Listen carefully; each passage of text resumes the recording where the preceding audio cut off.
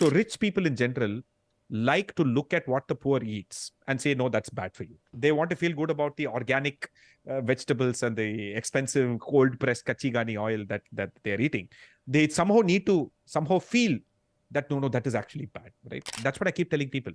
Eating your leftovers from the fridge is way better than ordering fresh food from the restaurant. There are people in India who actually get a healthy amount of protein.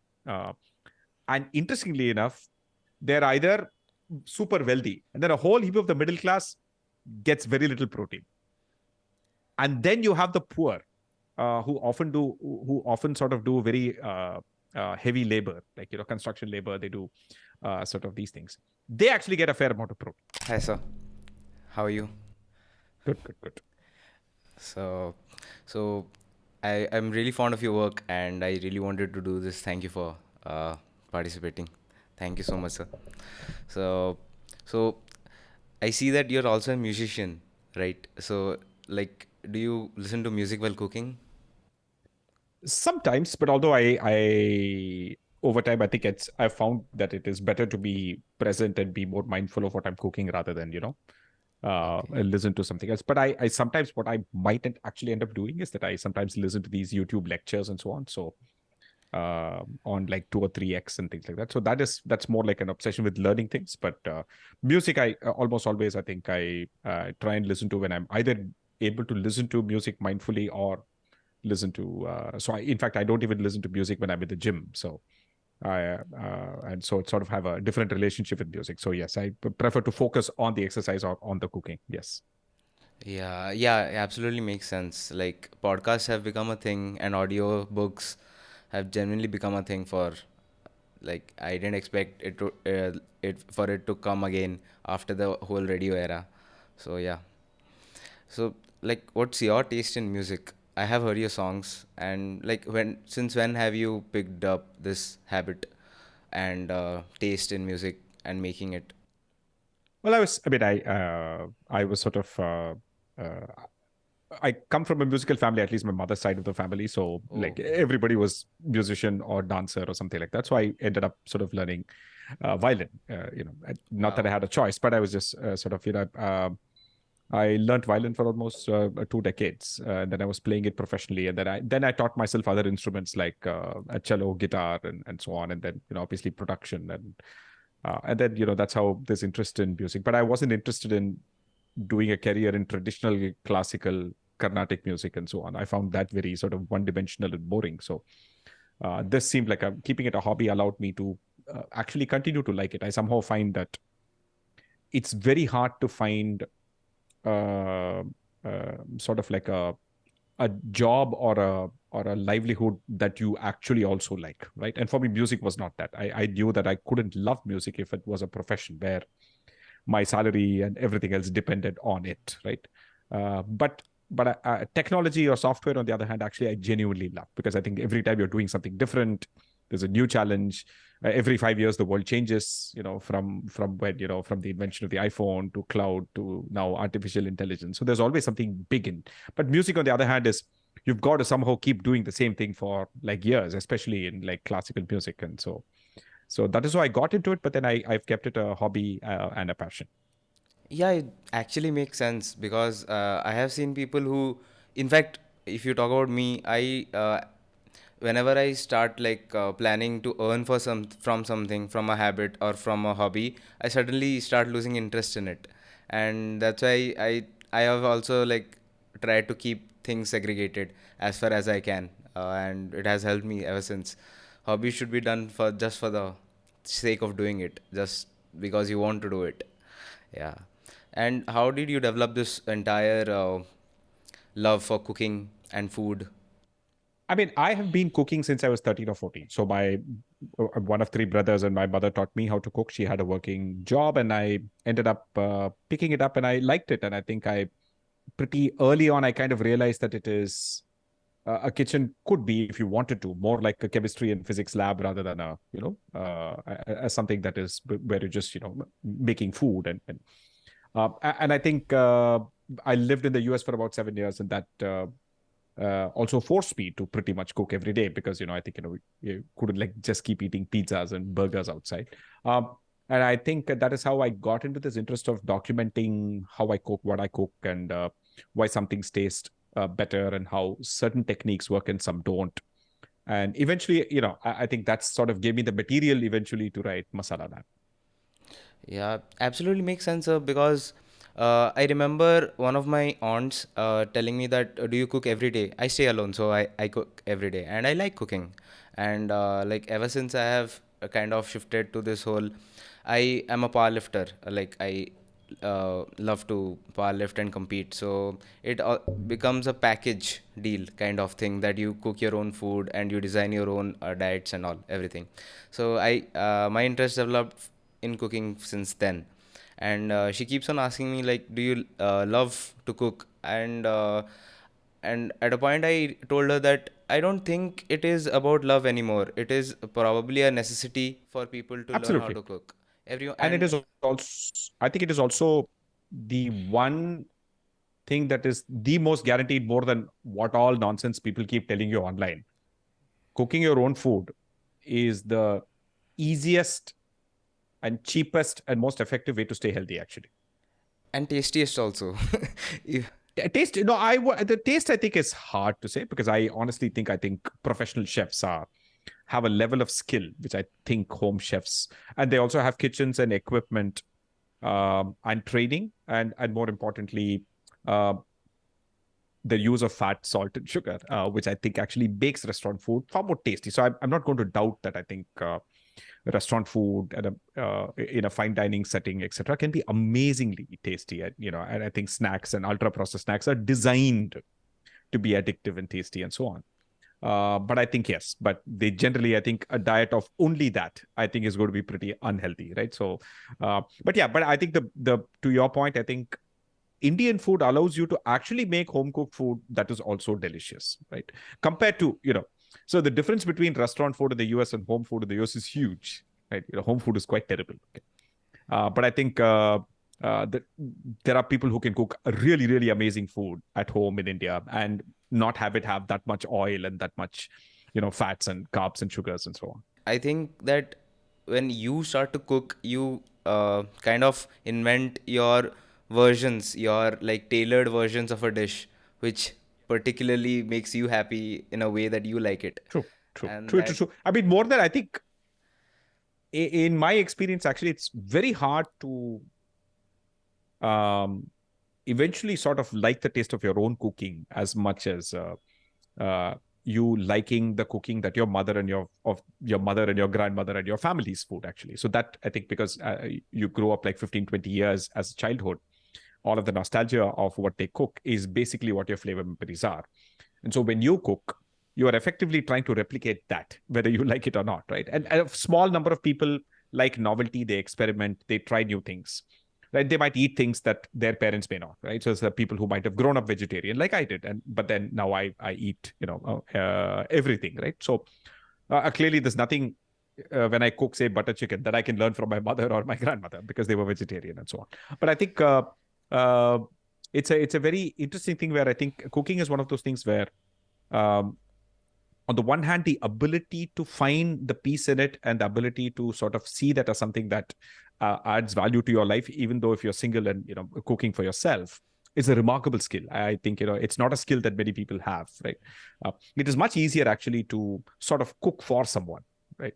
It's cooking has always been humanity's one of the oldest sort of activities that you do together, right? So you commune together, you eat together, right? So all religions have this idea of sitting and eating together, right? The Last Supper. So every religion has that sort of idea of eating food together.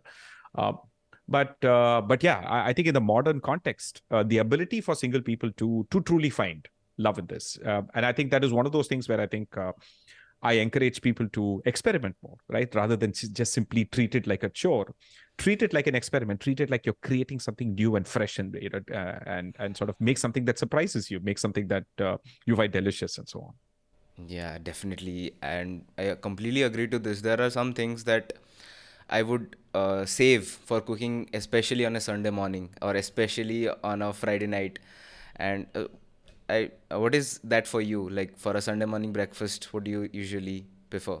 So I'm weird and unique in the sense that I don't eat breakfast. I have not eaten breakfast for about 6 or 7 years now. So Wow. Okay. I'm sort of more of a lunch and dinner sort of person. So I do intermittent fasting. So I eat dinner by 8, and then my next meal is typically noontime, right? So, but of course, on exceptions, sometimes there'll be this amazing breakfast. There's this new idli dosa place that, yeah. So sometimes on Saturday, Sundays, we might sort of break that and so on. But when I eat breakfast, my preferred breakfast is almost always a very protein heavy breakfast rather than a carb heavy breakfast now. So it's almost always eggs almost always feature as the prominent Okay. sort of thing that I eat at breakfast. And over time, have sort of reduced the amount of carbohydrates that I eat at breakfast. If I do, it'll be something that's more resistant starch, like either a ragi or like a sourdough bread or one of those kinds of things, where I think the starch is not like immediately go to cause a sugar rush and so on, right? But yeah, so generally, I think.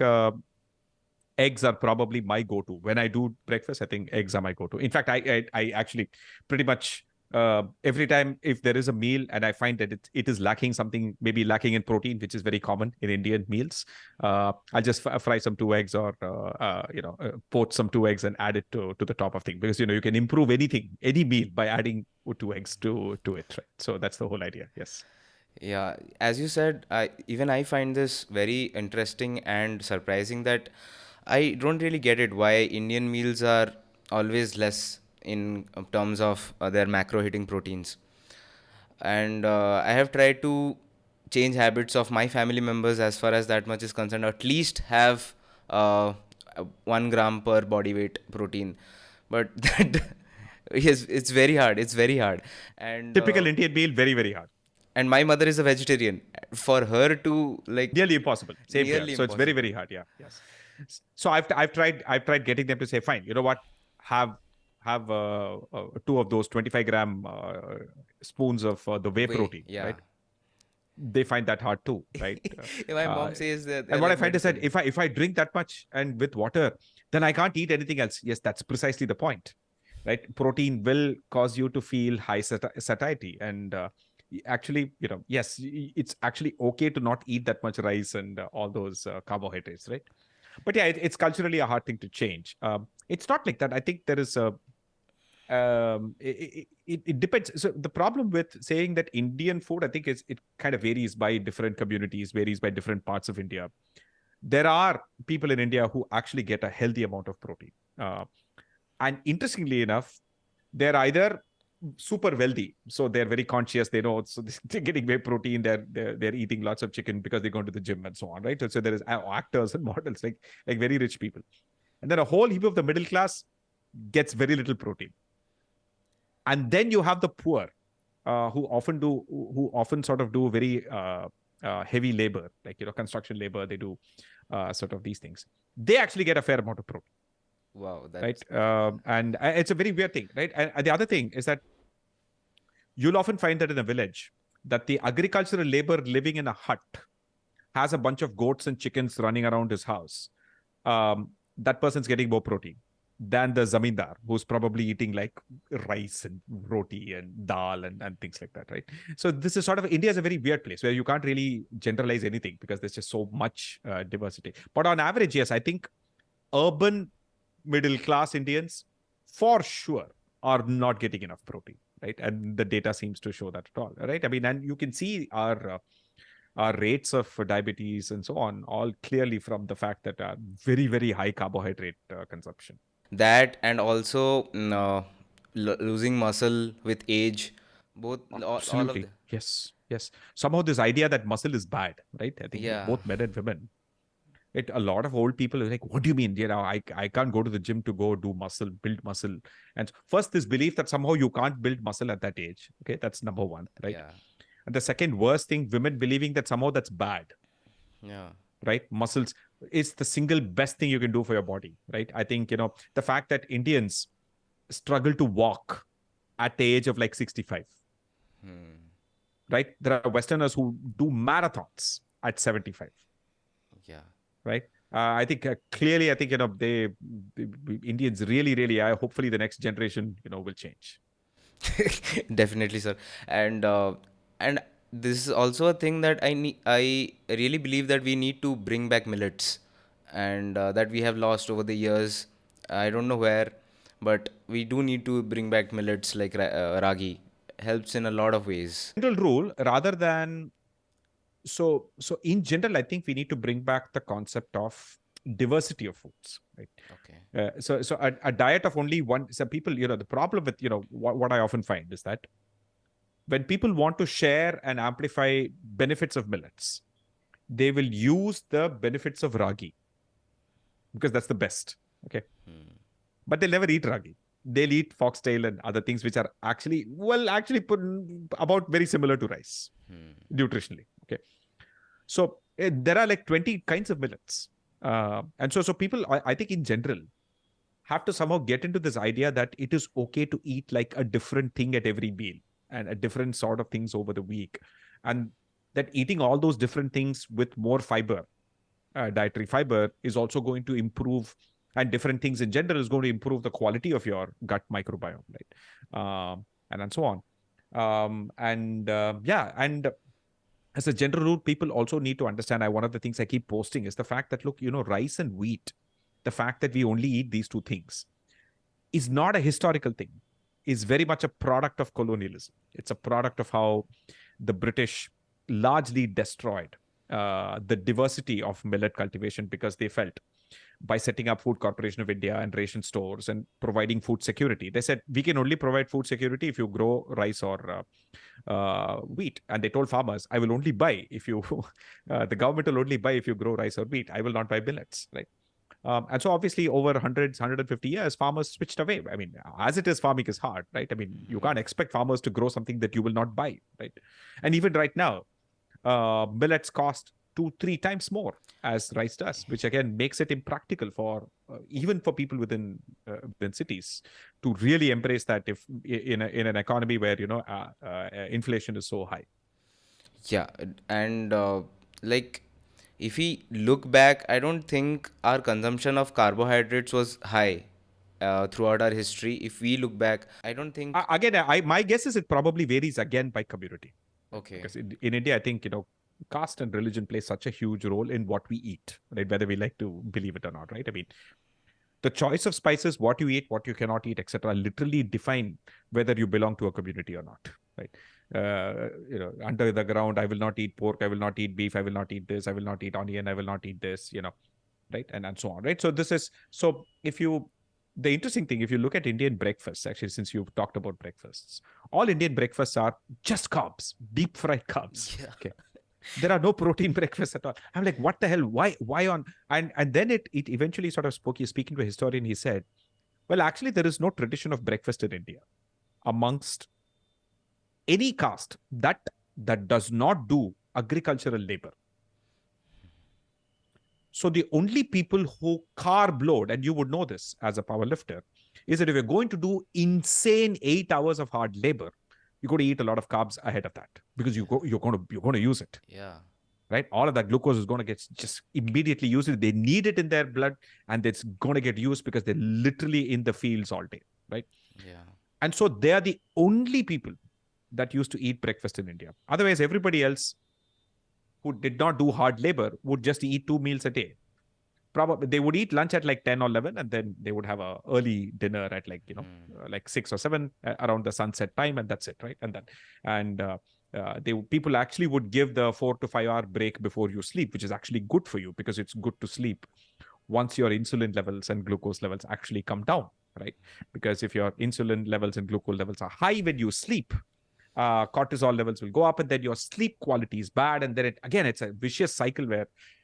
But yeah, which is why it's not a great idea to eat at 11 p.m. and then sleep at midnight. So it's not a great idea, right? So you should eat at least 4 hours before. And again, so the interesting thing is that the reason all breakfast is carbohydrates is because the tradition and those dishes of breakfast come from the people who used to do agricultural labor. So their breakfast is all carbs, right? And us people working in software and sitting in the city have no business Unless you're going to go work in the fields to sit and do one masala dosa and two idlis and one vada, like in the morning, or puri and chole bhature and all of that.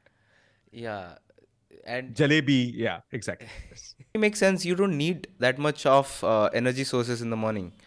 Yeah, unless you are doing some hard labor, you don't need that at all. Yeah, I heard you sir talking about gut microbiome, and this is something that has affected me a lot because I used to have a very bad gut.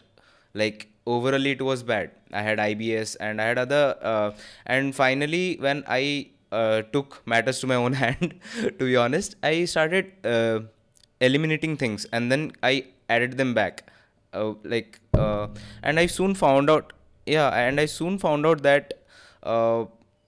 Every culture in its basic has some kind of fermented food that helps us with regrowing our, even if we have destroyed our microbiome, so it helps us regrowing it.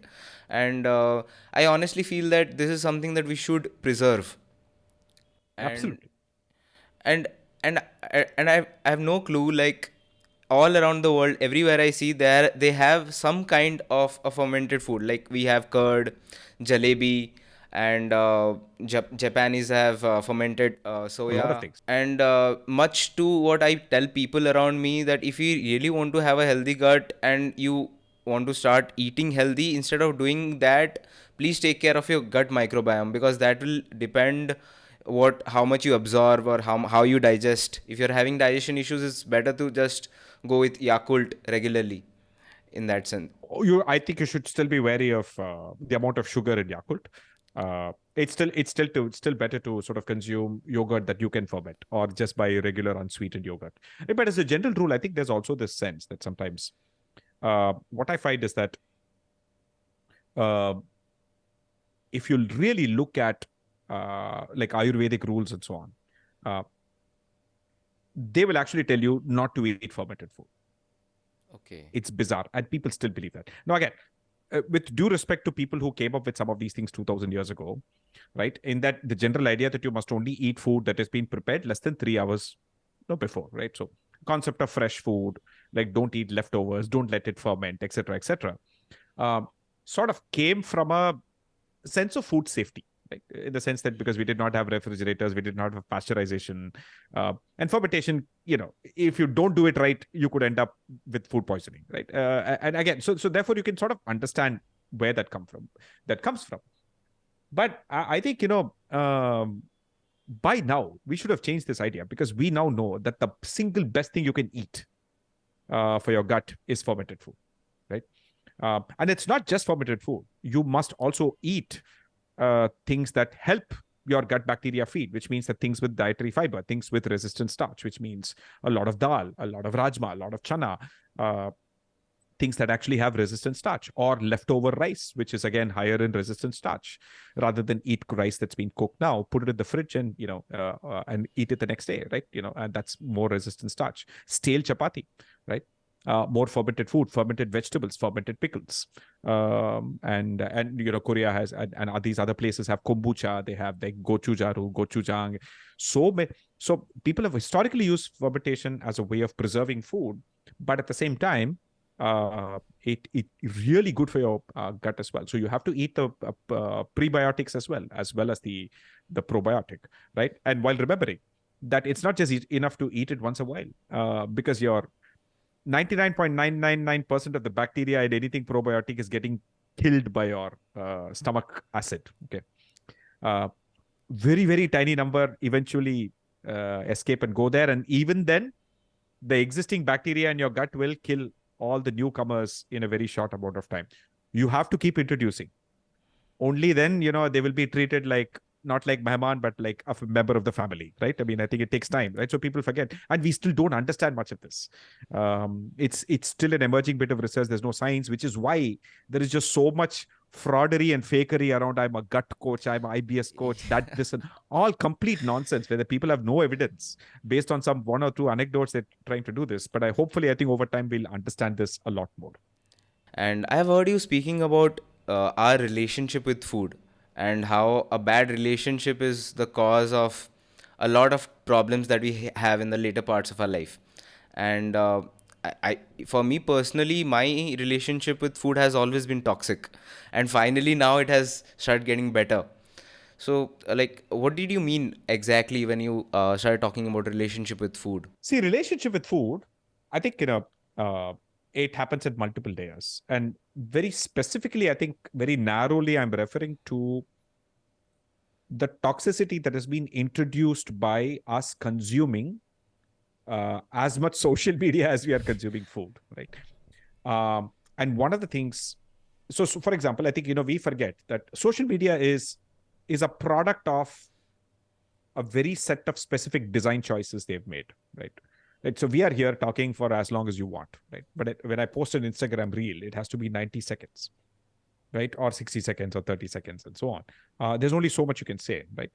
And also over time, the algorithm tends to promote and amplify certain kinds of content more than other things. It tends to promote negativity. It tends to promote things that say, oh my God, this is poison. Because I think the moment you shock and scare people, they're far more likely to hit the share button, the like button, because they want to share that with people. Nobody's going to share a reel that says microwave is safe. You can use it to reheat food. But the moment says microwave is cancerous radiation, people will share whether it's true or not, right? I mean, it is. So so social media and now people are consuming an unhealthy amount of social media. I consider it sort of like the psychological equivalent of you consuming sugar, right? You're consuming small bits of information that is without context, made by creators who have no sort of dedication to the truth. But what they want to do is they want to grow. They want to grow an audience. They will say what grows them an audience. And the algorithm and that sort of created this relationship where people come and have to scare you about. They find that the easiest and cheapest thing to do is if you give holistic good food advice, nobody pays attention to you. But if you say, by the way, all vegetables in Bangalore have toxic heavy metals because of this one study. Everything, this thing is palm oil, therefore it is cancer, therefore it is poison, therefore it is focusing on single ingredients, either saying turmeric is amazing, it will cure cancer. So the problem there is that you do not eat single ingredients. You eat an entire meal. And you don't eat one meal. You eat over a weekly period. So the toxic relationships means that you are spending so much time stressing out whether what you're eating has maida. Does it have sugar? Does it have this preservative? Does it use palm oil? Was it cooked on a non-stick? Each of these things has such a trivial and statistically insignificant role in your larger diet and lifestyle and so on, right? If you're eating maida as your main carbohydrate 3 times a day, 7 days a week, yes, you'll have a problem, right?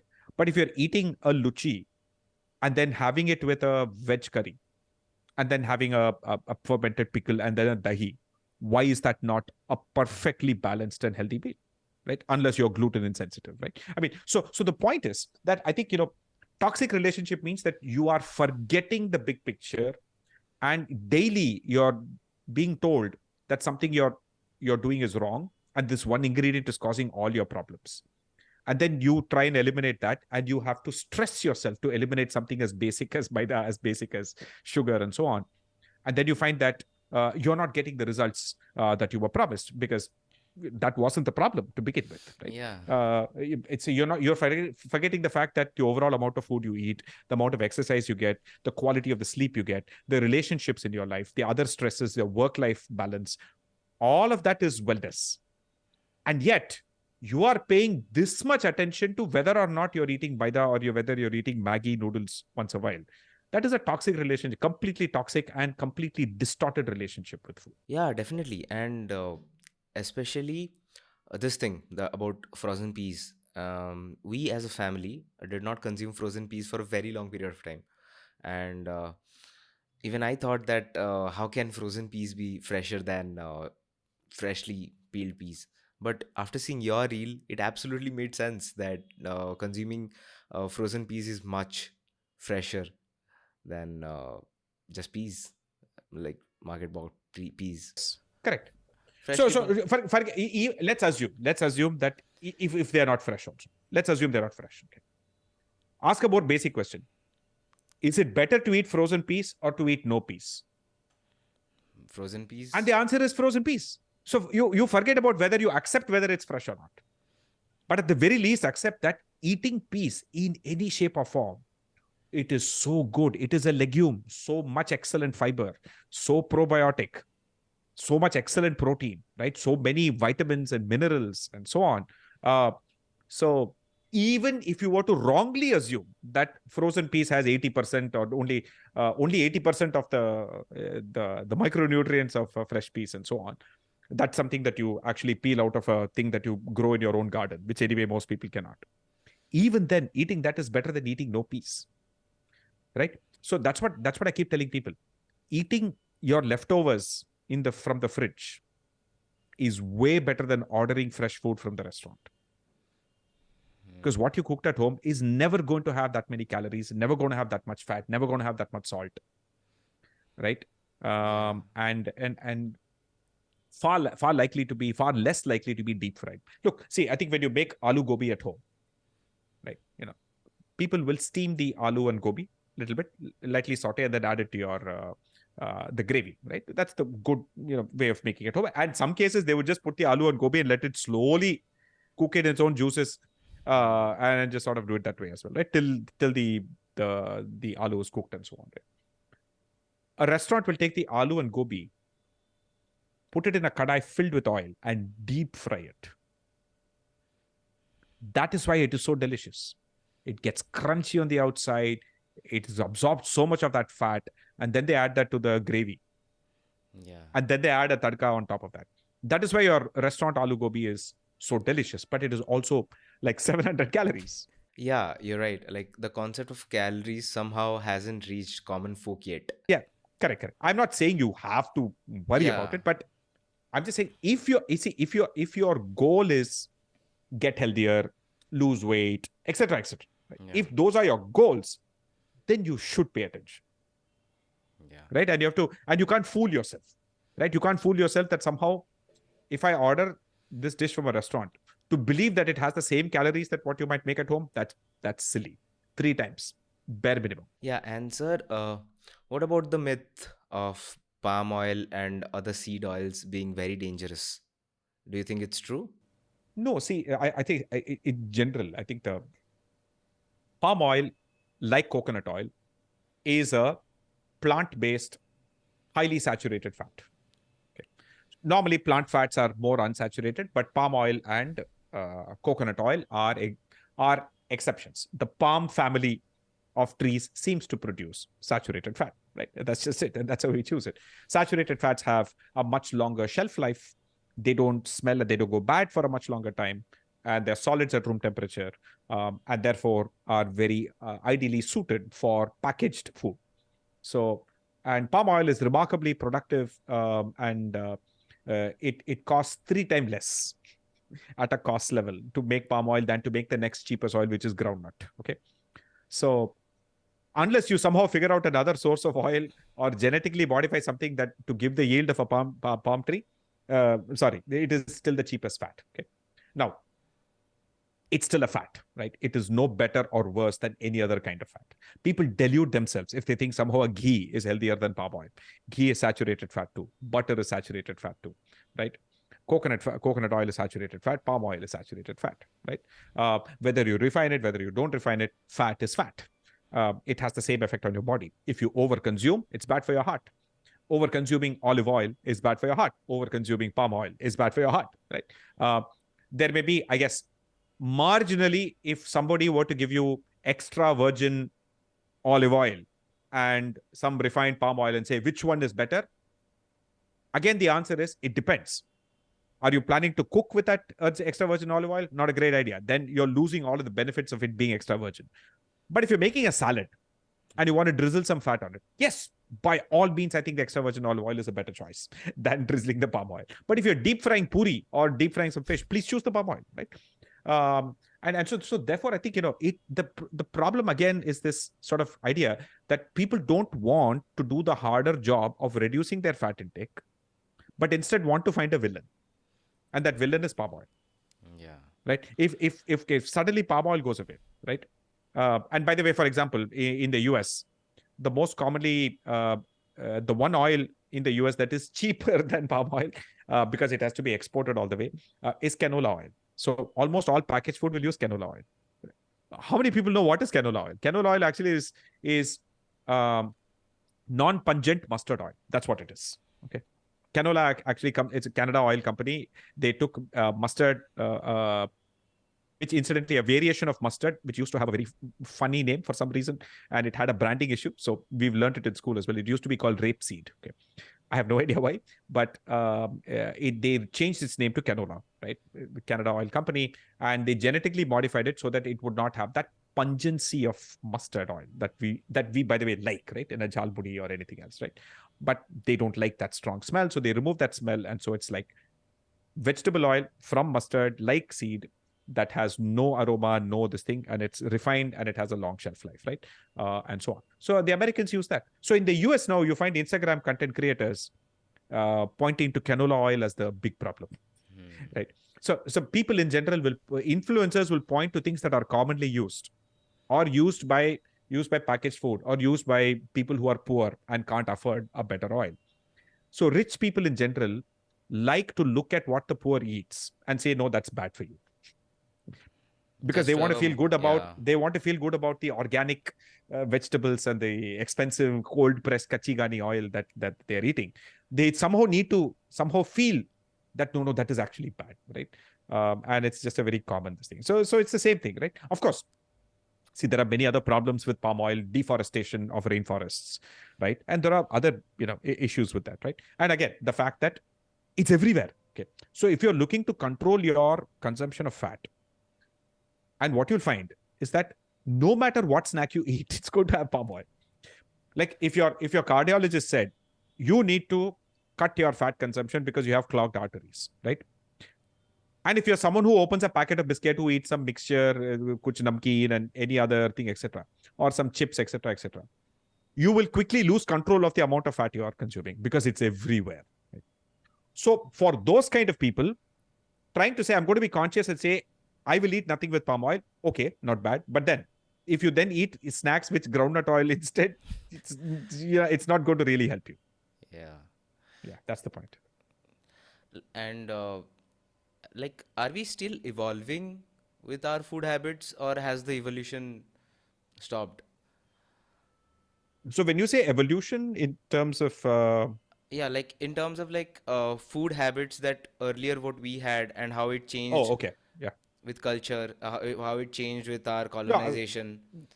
no, I think it's continuously changing, and I also think I sometimes have to tell people that human beings are actually they're post-evolutionary, meaning that I think evolution doesn't affect us anymore, right?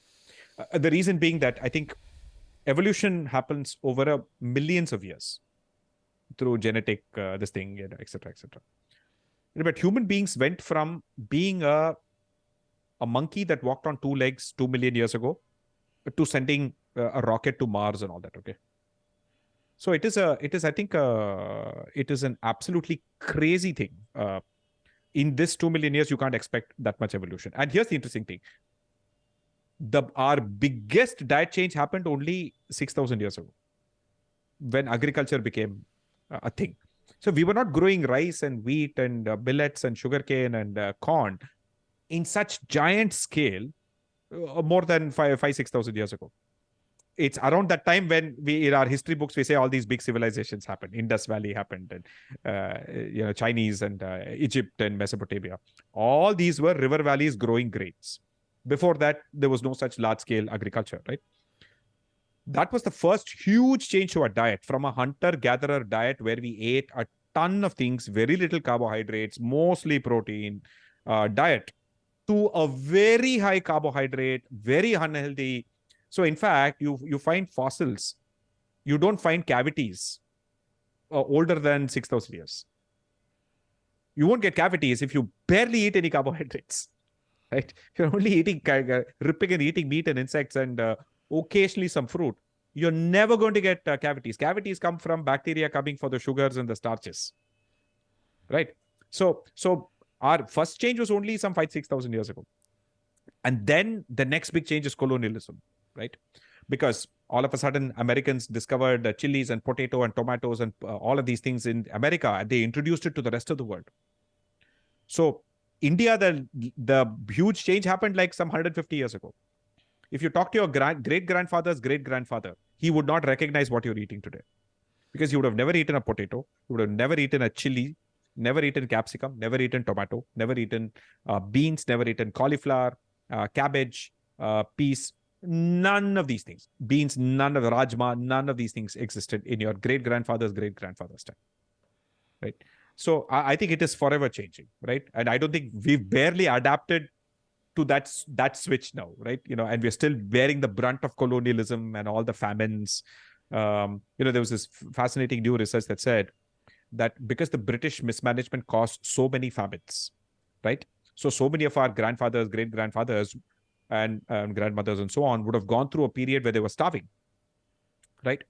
When they had children, there's something called epigenetic effect, where your genes express themselves. If your parents starved, your genes will express themselves in a way that it'll give you more cravings for food. And when you eat carbohydrates, rather than give you energy, your body will say, I don't know when you're going to eat again, I'm going to turn it into fat. That's why Indians exhibit that skinny fat. They have like skinny arms, but they'll have pot belly. It's a very uniquely Indian thing. And you can see this in any state where carbohydrate consumption is very high. All you have to do is go see Ahmedabad. Gujarat is just filled with people who are like skinny fat, like very thin arms, but huge sort of pot bellies. And no matter what they eat, it's going straight to fat, right? And if you sort of dig into it, now they're finding out it's possible that your great-grandmother probably went through some sort of a rice famine or a wheat famine or a starvation, right? And so these things our food habits are forever changing. And amidst all of that, in the last 20 years, ultra-processed food, right? Now, right, your grandfather would not have opened anything out of a packet to eat. Okay. Yeah. Right? Let alone a ultra-processed, hyper-processed, ultra-addictive kurkure chips and this and all of these sorts of things, loaded with flavors, loaded with additives that are going to sort of make you crave it even more and completely confuse your body, because they've never seen these combinations of things before, right? See, for example, you are giving so much sweetness, but then you're depriving the gut of enough calories. So that's going to cause a bit of an imbalance. You're loading glutamates, umami, things like hydrolyzed yeast protein, MSG, etc., etc. Basically, your brain is saying, okay, I'm going to get protein, because glutamates come from protein. It's an amino acid, right? But then when you eat, it's like potato. What the hell? Where is the protein now, right? So your gut is getting cheated again, right? So all of these things then drive like more addictive eating behavior. That's why you can't like stop eating chips, right? And so these are all things that we are essentially basically 2 million year old. We have the body and the digestive system of a 2 million year old monkey from the African savanna. Okay. We have the social and cultural systems of the Middle Ages, because we still are religious. We believe in superstition and all that, right? But our technology of food and everything else is in the space age. So this is, I think, the challenge that we're all trying to sort of, approach. Yeah, and one of the most pressing arguments that we have in our generation and as of today is about soya being a legitimate part of a diet, and about the arguments that soya is a bad form of protein and shouldn't be consumed regularly. Do you think it's true as far? Absolutely not. I think people have to remember that plant sources of protein are always going to be by themselves Less bioavailable. individually incomplete, right? And amongst that, soya is the absolute best, right? For starters, actually has all the amino acids and so on, although not in the proportions of, say, an egg or a chicken or a animal source, right? Paneer and so on. But it is more sustainable, and I think we can also process soya and improve many of its qualities, by fermentation, like making it to tempeh, or extruded soy and soy isolates and so on. And it is actually perfectly fine as part of an overall healthy meal, and it is very regularly consumed by people in East and Southeast Asia. So I think it is so again, soy also has that same problem like palm, in the sense that I think it is grown so widely around the world and it's everywhere, right? So I think there's a fascinating fact that most of the soy grown around the world is fed to cows, and then we eat we drink the milk from the cows, right? Than is actually made into soy milk or your soy nuggets and soy whatever, right? Uh, so yeah, so in the sense that I think it's perfectly fine. I think people again have a tendency to somehow look down on anything that is new, right? Soybean is relatively new, but it is a dal, right? I mean, it is from the same family. It's the same family as peas or rajma or chana, right? I think and you can make so many things with it, right? So I think it's perfectly fine as a plant source of protein. Okay, that clears out a lot of doubts I had about soya. And for a very long period of time, I have avoided also. I think I need to change that as far as that is concerned. Eating. That's the point. Okay. Yeah. The whole point is that I think it's overall think about balance and imbalance rather than you're gaining nothing by avoiding anything. Okay. You're gaining nothing by adding anything. Okay. You look at your overall balance, right, of all the things you eat. And if it contains the macros and the micros and all of that, right, you can eat any goddamn thing you want. But people around the world do. People eat everything from the Inuits just eat whale and seal meat, no vegetables, no plants, only fat and protein. Okay, and 50% saturated fat, and they're fine. They live longer than Indians do. Yeah, especially people from the blue zones, if you have a knowledge of that. I have been reading about them for a very long period of time, and something that is common in their diets is less amounts of food, but a variety of foods that they consume from their culture. And that was really surprising to me as well, because we have always been running after good food selection, good this, good that, whereas all we needed to like monitor was the Eat more things. Eat more things. Eat yeah. less processed food. Cook more of your food. But I think what people most commonly miss about the blue zone is that they focus only on what is cooked and what is eaten. People never focus on how it is eaten, how it is cooked, the fact that the people eat together, the fact that the people eat slowly and they eat a lot of things, and the sequence in which they eat these things. They eat the salad first, and they eat seafood. They eat a ton of variety of things, right? Uh, the relative amount of the blue zones all have people whose work-life balance is much, much better. They have far, far less stress. So people only think it has to do with what they eat. And therefore they'll say, oh, olive oil must be the magic. They want to then isolate one single reason without realizing that, boss, you have to replicate all of that, right? If you want those benefits, right? So it really has to do with the fact that their overall lifestyle, the amount of stress, the amount of physical activity they do, the amount of public spaces they have access to, the people in Sicily, people in Okinawa and Japan, and people in all of these other places, right? So it is all of that. Again, I'm seeing food is one small part of the overall wellness picture, right? And single ingredients and whether choice of fat and whether that is a tiny part of that. Food, especially today, we always like, I have seen people mostly concentrating on what to eat rather than how much to eat. And if it's completing your requirements, if you are eating more than what you require. And for me, I think that matters more than a good food selection, to be honest. Yes. Yes. And Yeah. If you see a slightly unhealthy mix of foods and you don't think it's optimal, some things are missing, eat less. yeah. Then go buy a fruit, eat it, right? I mean, maybe go eat a block of cheese or go home and boil an egg and eat it, right? I mean, I'm just saying that people somehow need to feel that your overall picture matters. It's not just what you eat when you're sitting on the table and what is on your thali, right? Right? People. So, for example, uh, one of the things is that in a buffet, you absolutely have the choice and the flexibility to eat healthily or eat super unhealthy, right? So people will always find it hard. I'm at the buffet. The first thing I'll go, my plate will be filled with salad, the beans and the chana wala things and all of these other and proteins.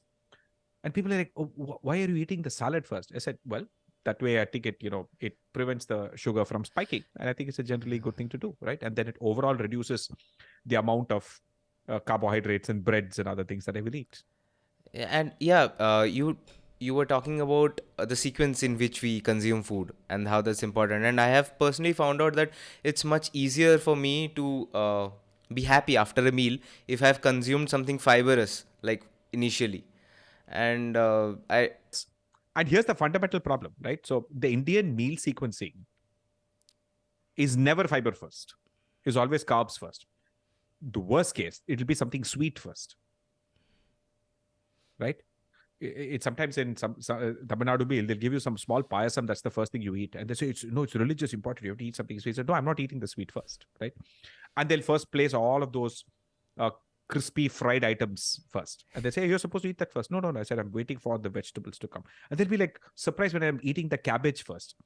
And I'm like, boss, that was the only fibrous thing that you served. Rest are all non-fibrous. There's potato. There is other stuff. It's not necessarily like useful, right?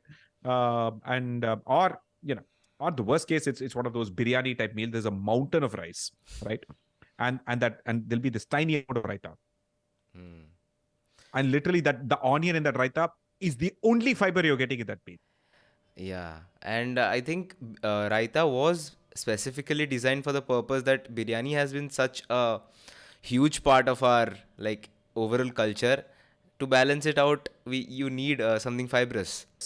You need fibrous and probiotic. Yeah, right. Because so again, and originally idea is to actually add as many vegetables as you can, not just a cucumber or onion, right? You can add bell peppers, you can add tomatoes, you can add really a mix of vegetables into that raita. You're mixing prebiotics, postbiotic, and probiotic, and it is such a fantastic package. And you eat, and people will be very surprised when I will take the raita in a larger cup and the dal in like a smaller cup. They say, no, it should be the other way around. I said, no, this is what I like to eat more. And then people will be surprised at the amount of rice I'm putting. There'll be like a tiny amount of rice. I said, yes, but I want more side dishes, right? And so I think, people have this entire ratio wrong. Yeah, since you're talking about ratios, this is what I found out, that all that matters in food and in cooking is ratios. If you're eating something which is very unhealthy according to you and you're still eating it in a far less ratio than what you're consuming regularly, then I don't think it will have much effect on your macros and on your overall health and everything. And yeah, that has stuck to me since forever now. And if someone asks me for a good food selection, I just go by what you say regarding processed foods. Avoid processed foods, rest everything is fine. Why avoid, right? I mean, in the sense, I think again, this has to be what is the point of life if you don't enjoy, if you're not able to, if you're the kind who will go to an office party and say, I won't eat the pizza because it's processed and it has maida. I won't eat it because I think I'm lactose intolerant. I think I'm gluten intolerant. I think they must have used palm oil in this dessert, so I won't eat the tiramisu. What is the point of life? So the point is that I think you can do something like eat one slice of pizza and have a salad. It's perfectly fine, right? Share the dessert with 2 people or 3 people. Who's asking you to eat one giant brownie all by yourself, right? Yeah. Look, who made that rule, right? Share it. I mean, Indians are famous for going to a restaurant and saying 5 by 17 tomato soup, right? So we complex ratios we always ask. Feel free. Dessert, 3 by 8, right? Only 3. Give me 8 spoons. We will eat, right? So I think people have to be sensible about these things. Yeah, definitely. Thank you so much, sir. This has been an absolutely wonderful conversation, and thank you, sir. Thank you so much. Thank you. I hope I meet you soon whenever I'm in Chennai. Yeah. Sure. Bye-bye. Definitely. Bye-bye. Bye. Bye-bye. Thank you. Big, big, big, big, big, big.